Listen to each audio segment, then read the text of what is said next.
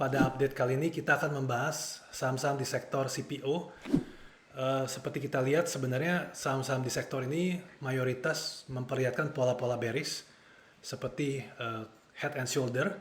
Hal ini menunjukkan bahwa para pemain pasar melihat saham-saham tersebut berpotensi untuk lanjut turun. Hal ini tentu saja disebabkan oleh banyaknya penurunan dari harga CPO internasional sendiri. Nah, kita lihat di sini untuk harga CPO di dalam Malaysian Ringgit sebenarnya sudah turun dari support jangka menengahnya di level 3.500. Maka dalam jangka menengah CPO akan berpotensi turun dulu ke level 2.600. Nah, sebelum kita mulai ke saham-saham CPO, mari kita perhatikan dulu pergerakan IHSG selama seminggu terakhir. Kita gambarkan di sini resistance kuat 7.300, 7.320-nya. Pada minggu ini IHSG sempat mantul dari level 6930, 7.000-nya. Jadi ini level yang kita pikir berpotensi mantul di dalam diskusi technical kita minggu lalu. Nah, kalau IHSG bisa lanjut naik dari sini, maka kita bisa perhatikan IHSG akan naik ke level 7.300 sebelum nanti berpotensi naik ke level 8.000-nya. Saham pertama kita di sektor CPO adalah AALI atau Astra Agrolestari. Bisa kita lihat di sini bahwa AALI ini membentuk pola bearish head and shoulder. Ini shoulder kiri, ini head, ini shoulder kanan. Dan ini berlangsung sejak September 2021 atau lebih dari setahun lamanya.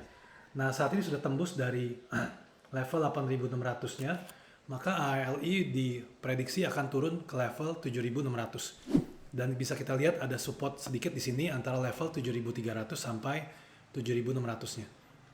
Berikutnya adalah LSIP London Sumatra.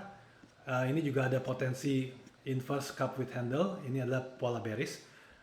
Bisa kita lihat di dalam garis titik-titik ini LSIP selalu tertahan pada waktu itu. Nah, saat ini memang LSIP belum turun di level kritikalnya yang kita lingkari di sini. Estimasi di bawah level 1050, maka LSIP akan lanjut turun ke level 880-nya, 870, 880-nya. Hal ini merupakan level terendah LSIP pada waktu di September 2020 dan juga resistance di April 2020. Jadi itu hampir 2 tahun yang lalu. Berikutnya adalah saham SIMP atau Salim Infomas. Untuk Salim Infomas sendiri ini mirip dengan AALI, membentuk pola bearish head and shoulder dan leher tersebut sudah tertembus di level 420. Jadi pola penurunan ini dalam jangka pendek menengah berpotensi turun hingga ke level 370. Ini adalah level terendahnya di level Februari 2021 dan juga resistance di level September 2020 untuk SIMP. Berikutnya adalah saham DSNG, Dharma Satya. Memang ini tidak menunjukkan pola head and shoulder, tetapi saat ini berada di level krusial, di level 470-nya. Kalau level ini tertembus, maka DSNG akan turun ke level 390. Nah, bisa kita lihat level 390 ini merupakan level yang berpengaruh di bulan Juni 2020 dan juga waktu itu di bulan September 2020-nya. Akan tetapi saat ini DSNG masih di atas support ini, jadi kita harus wait and see lagi. Lalu berikutnya adalah saham TAPG, Triputra Agro. Triputra ini kami pikir merupakan saham yang berpotensi untuk mantul di level support kuatnya di sini, di 550, 560. Karena saat ini masih jauh di bawah level support ini. Jadi kalau bagi teman-teman yang tertarik untuk melirik saham CPO, kita bisa tunggu TAPG di level support ini. Bisa dilihat juga dari segi valuasi, TAPG sebenarnya merupakan saham yang bervaluasi paling rendah di antara saham-saham tadi yang sudah kita bahas. Jadi ada potensi mantul di sini. Lalu berikutnya adalah saham CSRA, Cisadane Sawit Raya. Kita sempat membahas CSRA karena berpotensi menjadi saham multi-bagger. Pada waktu itu sudah tembus di resistance kuatnya di level 400-nya. Akan tetapi sejak bulan Juni 2022 channel uptrend yang berwarna hijau ini sudah tertembus, jadi sudah tidak terlalu positif lagi untuk CSRA. Dan juga pada saat ini kita bisa melihat ini adalah pola bearish inverse cup with handle dengan support di angka 600 sampai 610. Jadi CSRA berada di titik penentuan. Kalau memang support 600 ini tertembus, maka CSRA akan lanjut turun ke level 460-nya. Tapi saat ini kalau memang dia bisa mantul, mungkin akan terjadi stabil di 600, mungkin kenaikan di 750 maksimum untuk jangka pendek terlebih dahulu. Nah, jadi itu untuk saham CSRA. Lalu berikutnya adalah saham SSMS. SSMS ini saham yang masih uptrend sebenarnya sejak 2021 lalu. Saat ini berada di titik support yang krusial di level 1260-1270. Kalau dia bisa mantul maka akan lanjut naik melebihi level 1550 di sini. Kalau turun juga ada potensi mantul di level 1150. Akan tetapi secara umum SSMS ini merupakan saham yang terkuat di antara saham-saham sawit lainnya. Jadi ini juga saham yang menarik. Juga sebenarnya dari segi valuasi lumayan murah, mirip-mirip seperti saham PAPG. Lalu berikutnya kita lihat ke saham Smart Tbk. Memang saat ini terlihat uptrend, tapi uptrendnya tidak terlalu kuat, jadi tidak terlalu positif untuk ini. Akan tetapi masih lebih baik daripada saham-saham lain yang sudah memperlihatkan pola-pola bearish.